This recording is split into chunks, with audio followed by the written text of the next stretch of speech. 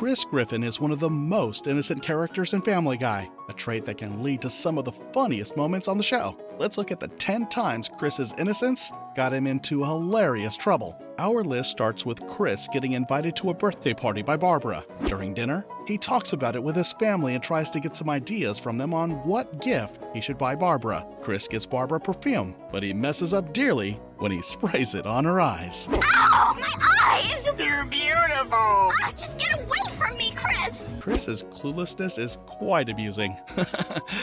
Later, while he's shopping at the store, his bicycle gets stolen. When he goes to the police station to report it, his dad arrives to pick him up. What's funny is that his dad is just as clueless as he is. After all, there's a saying, like father, like son. Not only does he mistakenly provide the robber with Chris's photo and name, but he also shares Chris's fears. At breakfast, the family is watching the news when they see a report about the same robber escaping from prison. Meanwhile, poor Chris finds himself in deep trouble. I'm gonna go bang my girlfriend, and then I'm gonna kill Chris Griffin! Oh man, the family has been relocated by the FBI, and Meg and Peter are upset about the situation, although we know who is really to blame. The place they are living in is dreadful, but Lois is doing her best to keep everyone's spirits up. Peter finally gets a job as a lazy drunk sheriff. While the Griffins are hiding out in a small southern town, Chris makes a new friend named Sam. However, the community does not take kindly to Chris and Sam's friendship. As they're parting ways, Sam kisses Chris, but he feels uncomfortable about being kissed by a boy. Later, he discovers that Sam is actually a girl. Poor Chris completely misses this detail, and when he finally realizes the truth, he becomes very flustered, leading to some awkward yet funny interactions. You're a girl? Of course I am. Oh my god! Chris, buddy, there were hints. Meanwhile, the FBI has provided the criminal with the Griffin's address. Given how Peter angered the town, there's no hope for extra help from the community. Eventually, the criminal approaches Chris, but the community comes together and saves the day. The family ultimately leaves the town, and sadly, Chris and Sam's relationship comes to an end. Chris finds himself in serious trouble when he develops a crush on his teacher, Mrs. Lockhart. Innocent and unaware, Chris has no idea that Mrs. Lockhart is a manipulative woman who is using his infatuation to orchestrate a murder. While Chris believes he is simply being a good friend, she takes advantage of him for her own sinister plans. Meanwhile, Miss Clifton has won the lottery and will not be returning to teaching, leaving Chris smitten with his new teacher. His friend Brian has recently landed a job as a teacher as well. Chris's mother, Lois, is furious when she discovers that her son is in love with his teacher, and his sister Meg is utterly disgusted. Concerned for their son, Chris's parents go to the school to warn Mrs. Lockhart and ask her to let Chris down gently. However, instead of heeding their advice, she arranges to meet Chris outside of school. She tells him that she loves him, but in order for them to be together, Chris must kill her husband. When Chris proves too weak to go through with the plan, Mrs. Lockhart takes the matters into her own hands and carries out the deed herself. While doing laundry, Lois finds a note in Chris's pocket outlining his plan to murder Mr. Lockhart. She discovers the body and hides it, unaware that Chris did not actually kill him. Peter and Lois then confront Chris about the situation. For God's sake, Chris, you murdered Mr. Lockhart. What? No, I didn't! In the end, the news on TV revealed the truth, and Chris's parents apologized. What an episode! In this episode, Stewie invites Brian to place a bet on 2 boxers for Friday night. And as expected, Stewie wins the bet. When Brian fails to pay Stewie on time, the punishment he receives is horrifying and sure to teach him a lesson. Meanwhile, Peter's high school reunion turns into a disastrous mess. However, it ultimately leads to Peter securing a job as an athlete with the New England Patriots. During a dinner at the Griffin household with Mr. Brady, both Lois and Meg find themselves blushing and squealing with joy when Tom Brady tells them they can just call him Tom. Chris then asks Mr. Brady whether he can also call him Tom, demonstrating his cluelessness by squealing at the chance to call Tom Brady by his first name. He's closer to my age, you cow! Later, the family watches Peter's commercial on TV. With his new job, Peter becomes overconfident and even creates a victory song for himself. His teammates growing tired of his attitude, decide to sell his contract to the worst team in London. When Peter wants to quit, Lois, the optimistic one, tries to motivate him by encouraging him to see the bright side and be a positive influence for the team. Although his team quits, Tom Brady praises Peter for showing strength by taking on the Patriots alone. At number 7, Chris forms a friendship with an elderly man named Franz, who is revealed to be a former Nazi. Unaware of Franz's troubling past, Chris defends him when Mr. Herbert attempts to intervene. This situation leads to both awkward and darkly humorous moments. This episode begins with the family feeling concerned about Chris, prompting them to find a hobby for him. As Peter and Chris set out to discover a new interest, they discover the elderly weird man, Herbert. Herbert prays to God for the opportunity to sniff Chris's hat. Ew. Miraculously, he gets the chance, but once he does, things take an unexpected turn.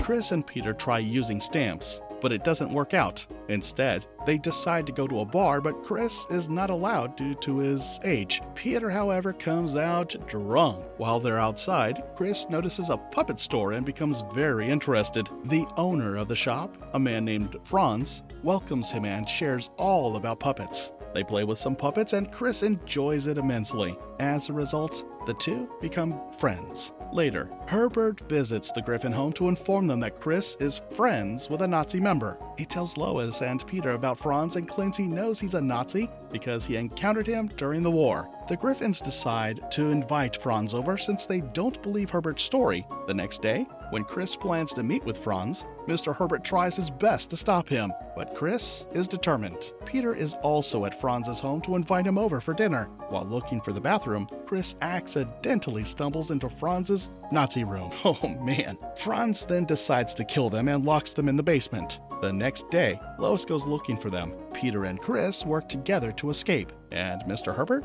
sees them. He says he is going to get help. He dresses in his old uniform and sets off to save them himself. The fight that ensues is painfully slow, but ultimately ends with Mr. Herbert winning. He saves them, and Chris is thankful and shows his gratitude, and Mr. Herbert finally gets the hug he's been longing for. Talk about an answered prayer. At number 6, the episode begins with Chris in class, where his schoolmates are teasing him about his shoes. Meanwhile, Stewie and Lois are on their way home. Stewie is in a bad mood until he hears Anne Murray's music and becomes entranced by her voice. When Lois asks him if he likes Anne Murray's songs, he replies, "I've never known such happiness." Yeah. Later that day, Peter and Lois are watching the news when Chris approaches them to ask for new sneakers. They scold him for being ungrateful. Meanwhile, Stewie loses himself to Anne Murray's music, which has turned into his ultimate addiction. Chris notices his parents' wallet and feels tempted to steal money for his sneakers. However, he finds no cash inside. Instead, he spots his mom's handbag, which contains cash, and feeling guilty, he takes it. Unfortunately for him, Meg catches him in the act. Busted.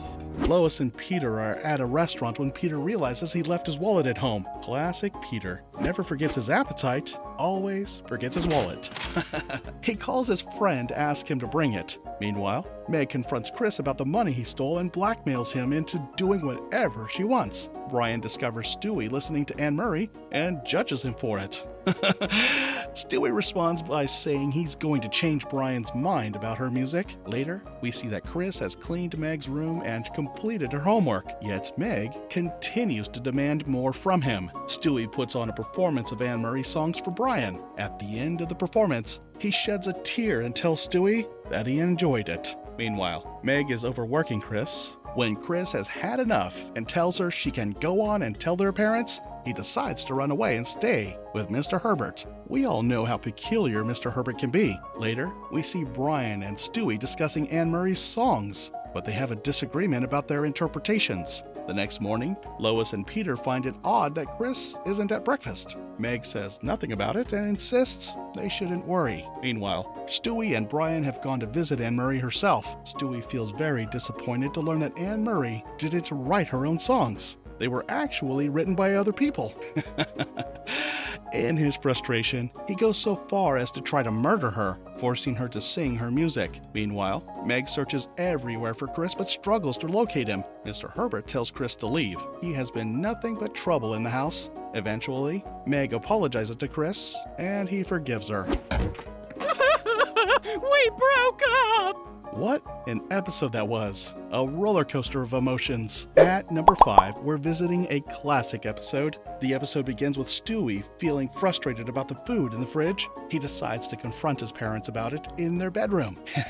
He finds Lois and Peter making love, and Stewie is traumatized by the situation. Later, we see Chris being scolded by his scout leader, who informs him that he will receive a punishment. The family is then shown watching TV. After the show, Peter and Chris head to the garage. Peter and Chris are working on building a speed machine for the scout race. Chris politely asks Peter what he would think if Chris said he no longer wanted to be a scout. I'd say, come again? And then I'd laugh because I said, come. But thank God that's not the case, huh? You're a scout. And you know what that means? That means I love you.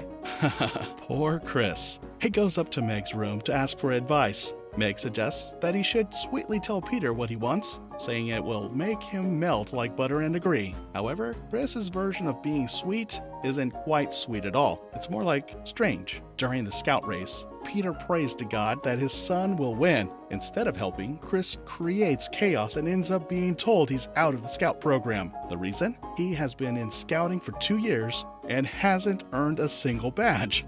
Oh man. Peter pleads for another chance for Chris, and the scout leader reluctantly agrees, but only on the condition that Chris earns a badge in 3 days. 3 days? That's tomorrow. We gotta get going. At dinner, Lois has made jelly for dessert. Meg gives Chris a nod to tell Peter about leaving the Scouts, but Peter doesn't want to hear any of it. Lois tries to offer Peter some advice, but as we know, Peter can be stubborn. The next day, Chris comes home and tells Peter he's out of the Scouts. Frustrated, Peter promises to get him back in, but Chris insists he doesn't want that. Once again, Peter ignores Chris's wishes. Determined, Peter calls the Scout head office and arranges for the family to go to New York. Brian opts not to join them, claiming he's already been to New York, but it seems things aren't going well for him. On the road, Peter struggles with bowel issues. While Peter is in the bathroom, the family explores a casino, and Lois slowly becomes addicted to gambling. Peter overhears Lois saying that everyone in the Indian tribe receives a share of the casino profits. So, he goes to the manager and claims to be Native American. The tribe then tricks Peter into venturing into the wilderness for a spiritual vision. Chris volunteers to accompany him, leaving Lois extremely worried for their safety. They're dead, you know. Peter discovers that he has the ability to communicate with trees and eventually finds a spiritual guide. This guide advises him to listen to his son. One day, when Chris wakes up and tries to talk to Peter, he remembers his guide's advice and decides to listen to Chris. Chris expresses his feelings about not wanting to be in Scouts and shares his passion for drawing. He shows Peter his artwork, and Peter tells him how proud he is of him. They share a hug, and they return to tell the others all about their journey. And that's the end of the episode. In Season 2, Episode 11, Carter Banks takes on the role of Brian but nearly forgets all his lines and struggles with acting. It's Peter's birthday and he is blindfolded. While driving the car blindfolded, Lois pleads with him to let her take the wheel. However, Peter has a strong belief about women not driving. Fortunately, he avoids any major accidents along the way, although he does slam a car. They finally reach their destination. The family surprises Peter with a day at Bob's Funland and Putt-Putt Golf, and all his friends are there too. Who are you? I'm the guy whose car you just slammed into. Lois, you invited everyone! At Bob's Funland and Putt-Putt Golf, Peter and his friends are having a great time. Meanwhile, Carter Banks is struggling to get into character as Brian. The whole family is enjoying themselves, and Stewie is having fun with his rifle as well. However, Peter and his friends are causing trouble, which prompts the manager to ask them to leave. Instead of apologizing, Peter insults the manager. The manager, who owns the establishment, is an old acquaintance of Peter's from high school. So what have you done with your life, you jerk? Later, Peter sits at home feeling down about not having accomplished anything in his life. Lois tries to cheer him up and encourages him to enjoy the rest of his birthday. Chris presents his father with a painting as a birthday gift, but the family doesn't seem to appreciate it much. The next day, Chris reminds Peter to hang the painting on the wall. Peter agrees to take it with him. Someone notices the painting in the window and offers Peter $5,000 for it, which he decides to sell.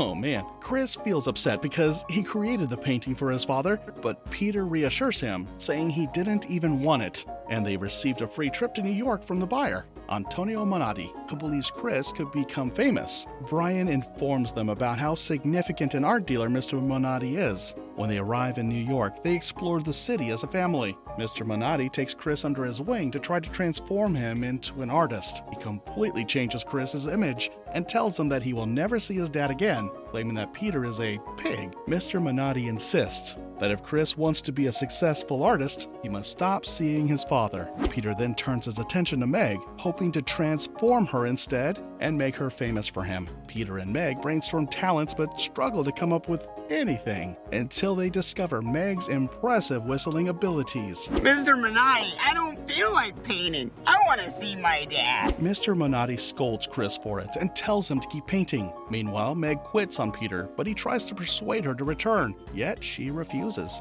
At Chris's art show, he is delighted to see his parents in attendance. However, when it comes time to display Chris's artwork, it turns out all the paintings are of his father. The audience reacts negatively, hurling insults at the artwork, and Mr. Minotti informs Chris that he is not an artist. Oh man. As they leave New York, Chris apologizes for not being famous, while Meg expresses regret for lacking talent.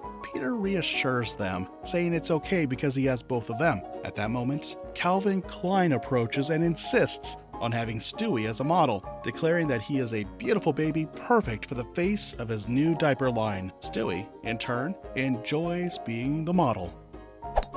The family is watching the news when they learn that Charles Yamamoto has never lost a hot dog eating contest. Another contest is scheduled to take place soon. Chris suggests that Peter should enter the contest, but Peter responds that he is watching his figure. He then asks Chris if he eats anything. Chris replies that he eats all the time. Peter suggests that Chris should enter the contest instead, and notes that all they need now is the $50 entry fee. Lois, however, says she isn't going to spend $50 on some contest, so the two of them need to find a different way to get the money. They decide to check out Peter's old belongings to see if they can sell anything for the entry fee. Brian pulls out a Queen's New World album. The album cover is scary, and when Brian shows it to Stewie, he cries out in fear and runs away, thinking it might eat him.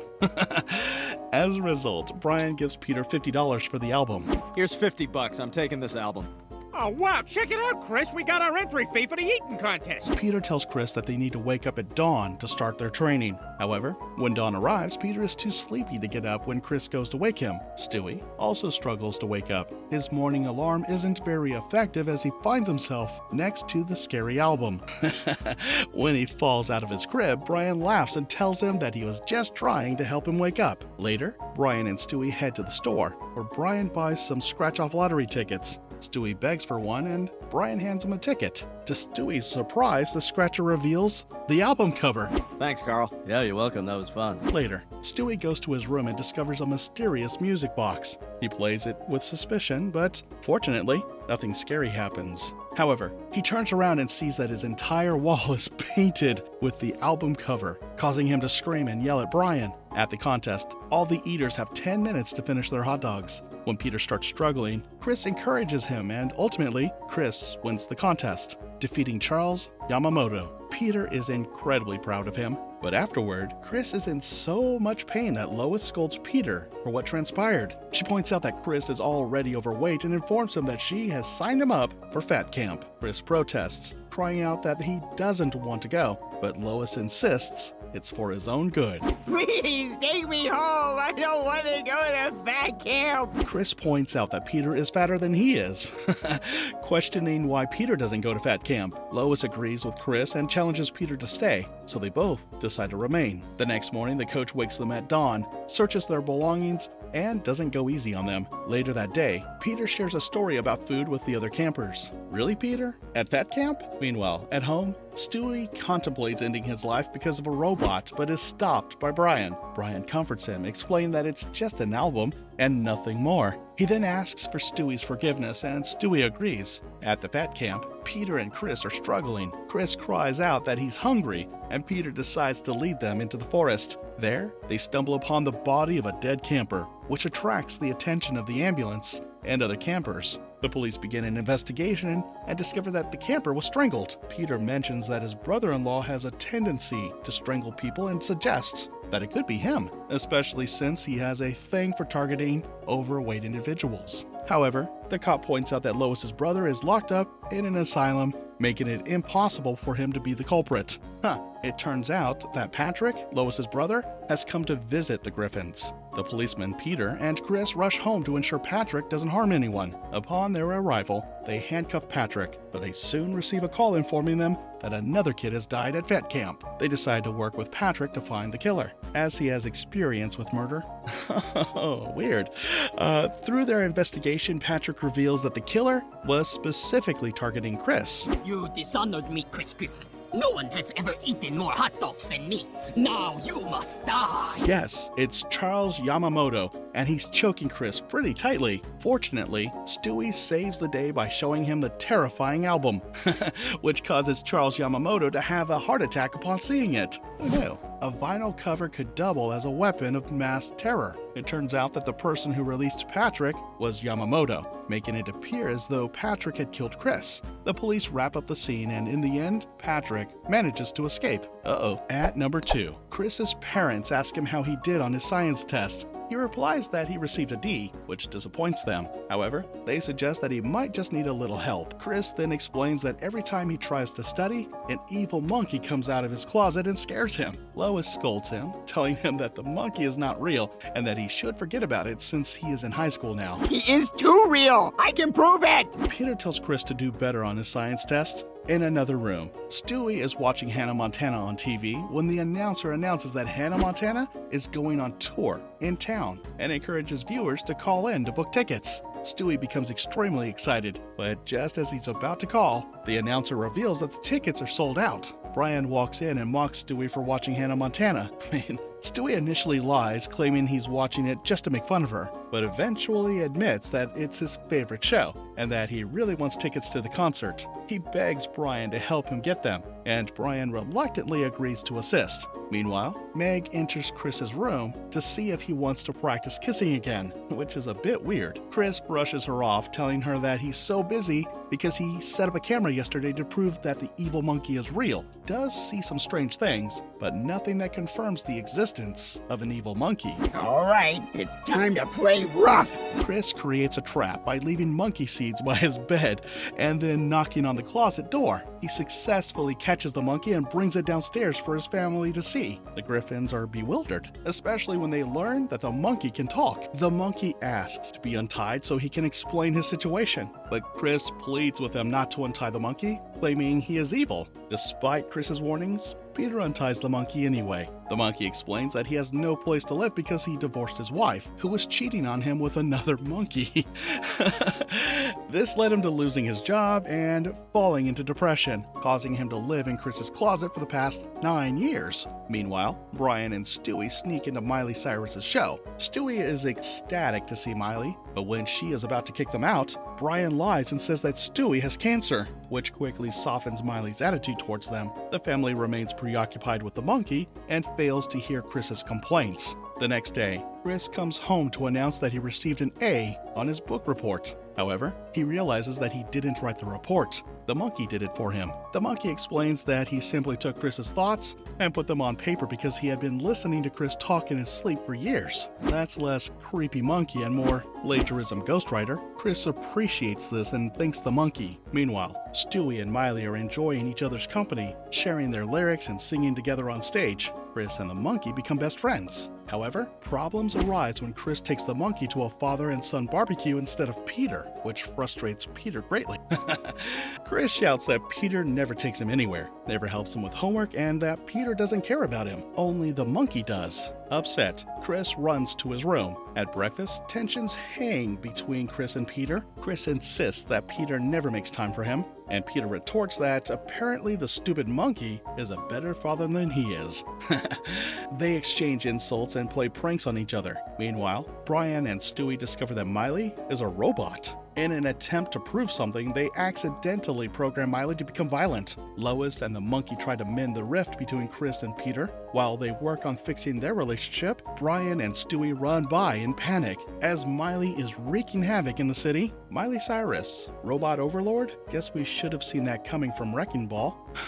The monkey attempts to stop her but ends up being grabbed by her and thrown off a building. Peter shoots at Miley, but now the monkey is hanging from the building about to fall. They manage to save him with the airplane. The monkey eventually moves into a new home, and before he leaves, the Griffins all thank him for his help. At number 1, the episode begins with the Griffins at the airport, getting ready to pick up Brian's gay cousin, Jasper. The family is excited to have him visit, as they enjoy having guests. However, Stewie causes chaos when he sneaks into a staff room and takes over for one of the workers. When Jasper finally arrives on his flight, he brings his partner Ricardo, and the two meet the Griffins. Ugh, this idiot will fit in with our family as badly as Peter fit in with the Proclaimers.